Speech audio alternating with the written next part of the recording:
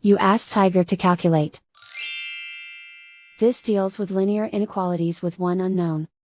The final result is x greater than 7 over 2 greater than 31 over 2. Let's solve it step by step. Group all constants on the right side of the inequality. Add 3 to both sides.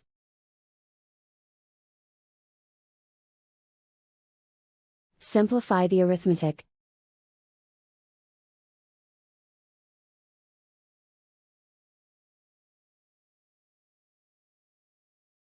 Isolate the x. Divide both sides by 2.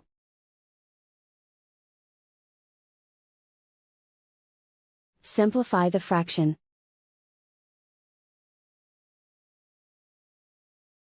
Plot the solution on a coordinate grid. And so the final result is x greater than 7 over 2 greater than 31 over 2.